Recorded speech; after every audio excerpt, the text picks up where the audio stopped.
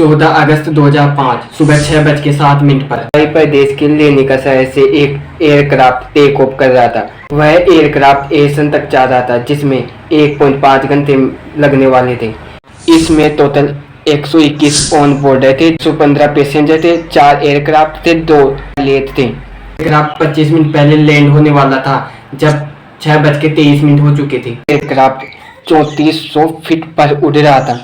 Take off की 1.5 घंटे के बाद 7:37 के बाद प्लेन एयरपोर्ट के पास पहुंच जाता है और सर्कुलर पाथ में घूमना शुरू कर देता है। तक घूमता है जब तक उसके कोई रिस्पॉन्स ना मिले। किसी प्रकार का रिस्पॉन्स न मिलने के कारण वो 15 मिनट तक सर्कुलर पाथ में घूमता था। बाद में देरी हो चुकी थी, तब तक उसके संपर्क में आए प्लेनेट को देखने के लिए विमान भेजे गए, पर प्लेनेट में एक भयानक सी चीज दिखाई। इस प्लेनेट में सब लोग घायल थे, पर एक शख्स नहीं था। वह पायलट की सीट पर जाकर बैठ गया और पायलट को टेक ऑफ कर दिया। प्लेन नीचे की ओर आ गिरा और क्रैश हो चुका और 121 लोगों की मौत हो चुकी। पर वो तो चले गए, पर वो बहुत सी घटनाएं वैसे की वैसे छोड़ गए कि पायलट गायब कैसे था, पैसेंजर बेहोश क्यों पड़े थे। इन सभी घटनाओं को जानने के लिए 8 घंटे पीछे जाना पड़ेगा। सुबह का टाइम था। यही प्लेन 552 लंदन की उड़ान भर के साइप्रस जाने वाला था। पायलट के क्रू को प्लेन के अंदर कुछ प्रॉब्लम मिली थी और यह ग्राउंड इंजीनियर को रिपोर्ट करते हैं। प्लेन के राइट डोर पर फ्रीज हो रहा था। फ्लाइट में डोर आवाज़ भी कर रहा था। प्लेन का डोर अच्छे से बंद होना बहुत ज़रूरी होता है, तो केबिन का एयर प्रेशर लीक हो जाता है। पर ये क्या है cabin air pressure? Cabin air pressure, इसके हास्य को समझने के लिए आपको पहले केबिन एयर प्रेशर को समझना होगा। आपने कई बार देखा होगा कि जो माउंट एवरेस्ट होते हैं, जो पहाड़ों पर चढ़ते हैं, तो उन्हें सर्वाइवल के लिए ऑक्सीजन मास्क की ज़रूरत होती है, क्योंकि हाइट पर एयर की मात्रा कम होती है। एयर 3 कंपाउंड से बनी होती है, ऑक्सीजन, नाइट्रोजन, आर्गन, जिसमें ऑक्सीजन का हिस्सा 21% होता है। पर जो ऊंचाई में हाइट बढ़ती है तो ऑक्सीजन की सर्कुलेशन लेस हो जाती है, यानी ऑक्सीजन के मॉलिक्यूल कम होते हैं। इसी कारण माउंट एवरेस्ट वाले लोगों को ऑक्सीजन सिलेंडर की आवश्यकता पड़ती है। 29,000 फीट हाइट पर माउंट एवरेस्ट शिखर पर एयर 3 गुना कम होता है। इससे हाइपोक्सिया का खतरा बढ़ जाता है। हाइपोक्सिया बॉडी में अच्छे से काम नहीं कर पाता है, व्यक्ति अनकॉन्शियस हो जाता है और कभी कभी तो अल्टीमेटली डेथ भी हो जाती है। इसलिए ऑक्सीजन की कमी महसूस होती है। सबसे बड़ा प्रश्न यह है कि जब प्लेन 34,000 फीट हाइट पर उड़ रहा था तो पैसेंजरों को ऑक्सीजन सिलेंडर की जरूरत क्यों नहीं पड़ती है? पर यह केबिन एयर प्रेशराइजेशन के कारण प्लेन के आगे के भागों में एयर को खींचकर कंपोज करके तेजी से पीछे की ओर फेंकते हैं, जिससे प्लेन आगे की ओर बढ़ता है। और इसी इंजन से बनी मशीनों की एयर में से भी अंदर एयर मेंटेन बनी रहती है।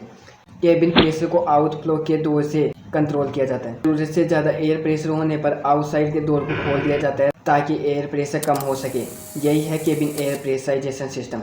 कहानी पर वापस आते हैं। 40 मिनट पहले ग्राउंड इंजीनियर एलियस लुइस को रिस्पॉन्सिबिलिटी मिलती है प्लेन की 522 डोर को इंस्पेक्टिंग करने के लिए, और फिर यह डोर का विजुअल इंस्पेक्शन करते हैं। फिर cabin air pressurization leak check करते हैं, देखने के लिए कि डोर से ऑक्सीजन लीक तो न हो रही हो। तब प्लेन जमीन पर था और प्लेन के इंजन बंद थे, इसलिए बिना इंजन को यूज करे ग्राउंड इंजीनियर ने एक auxiliary power unit APU plane को एनर्जी प्रोवाइड करता है। केबिन एयर प्रेशराइजेशन के स्विच को ऑटो से मेन्यू कर देना था।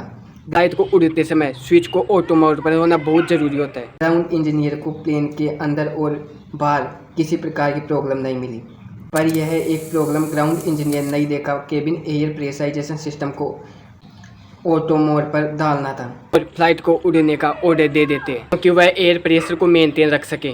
पर ग्राउंड इंजीनियर ने उन्हें इसको मैनुअल पर ही छोड़ दिया। पर यह लो की प्रॉब्लम नहीं थी, यह प्रॉब्लमों की शुरुआत थी। 5:22 हो चुकी थी जब 4 केबिन 2 पायलट और फ्री फ्लाई मीटिंग करते हैं। प्लेन के सेटअप को बॉन्ड करते हैं और फ्लाइट के कैप्टन थे हंस मेकर मैक्टीन, जिनकी ईयर 58 ईयर थी। उन्हें 35 साल का एक्सपीरियंस था। और दूसरे ऑफिसर थे प्रोमेस चार्ला, जी 51 साल थी और 17 साल का उन्हें एक्सपीरियंस था।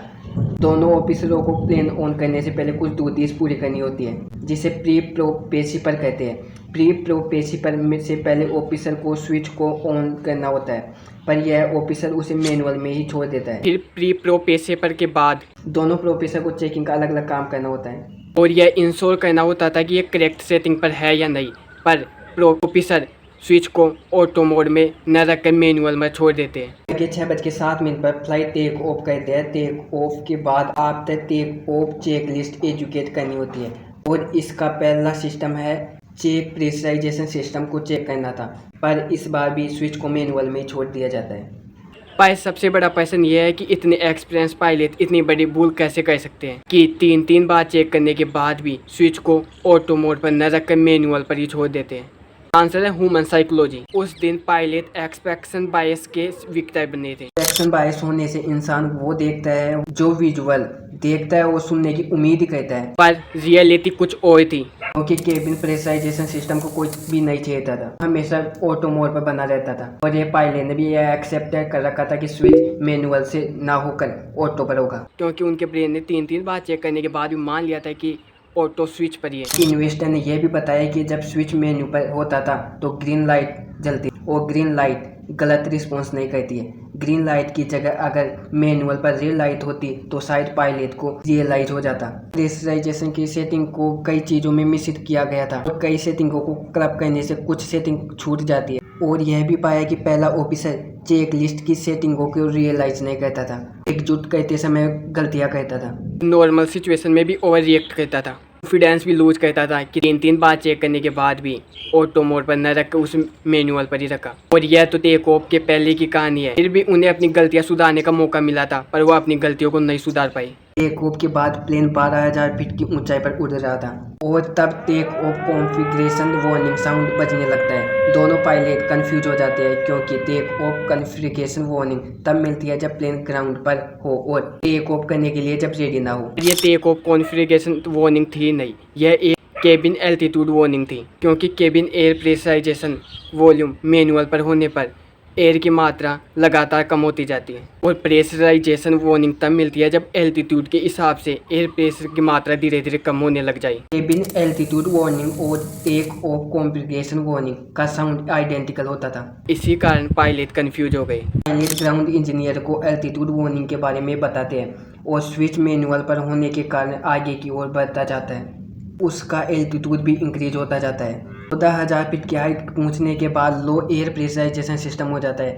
पैसेंजर ऑक्सीजन मास्क और ऑक्सीजन मास्क रिलीजिंग होने पर इसी के बाद इक्वेशन कूलिंग सिस्टम होने के बाद इसी में काम करना बंद कर देता है, क्योंकि लो एयर प्रेशर हो जाने पर उन्हें ऑक्सीजन ही नहीं मिल पाती है, और उन्हें इक्विपमेंट कूलिंग वार्निंग भी मिलती है। दोनों वार्निंगों के साथ मिलने के कारण पायलट को कुछ समझ में नहीं आता है। फिर पायलट का ध्यान एक्सपेक्टिंग कॉलिंग की ओर उसका ध्यान जाता है, और पायलट ऑक्सीजन मास्क रिलीजिंग का ध्यान देखता है, तो उन्हें पता चल जाता है कि cabin air vapour pressurization system कम हो गया है, और लो एयर वेपर प्रेशराइजेशन में एयर्स के पास मौजूद ऑक्सीजन मास्क को लगाना होता है, जिससे अनकॉन्शियस होकर प्लेन को चलाना होता है, ताकि उसकी हाइट कम कर और उसको ऑक्सीजन मास्क को यूज नहीं कर पाते, और उन्हें पता ही नहीं चला कि एयर कम होती जा रही है। ऑफिसर ग्राउंड इंजीनियर को सर्किट ब्रेकिंग के बारे में भी पूछता है, और ग्राउंड इंजीनियर बताते हैं कि सीट के नीचे की ओर है। फिर उनका नेटवर्क टूट जाता है, और पायलट सीट से उठते हैं और हाइपोक्सिया के कारण बेहोश हो जाते हैं। फिर केबिन रूम खाली हो जाता है। पर एक सबसे बड़ा प्रश्न यह है कि एक पर्सन जो घायल क्यों नहीं था। इसमें मेडिकल रिपोर्ट ने भी देखा गया कि उसमें बॉडी में हाइपोक्सिया की मात्रा ज़्यादा थी, और यह व्यक्ति हाइपोक्सिया की केबिन में प्रवेश कर गया और हाइपोक्सिया को बैलेंस करने को लग गया, और प्लेन को बैलेंस करने लग गया। उसे किसी प्रकार का नॉलेज न मिलने के कारण वह कुछ नहीं कर पाया। धीरे प्लेन डैमेज होने लग गया और नीचे की ओर आने लगा, एक पहाड़ में जाकर भिड़ गया, और इस भयानक सी घटना के अंदर 552 लोगों की मृत्यु हो गई।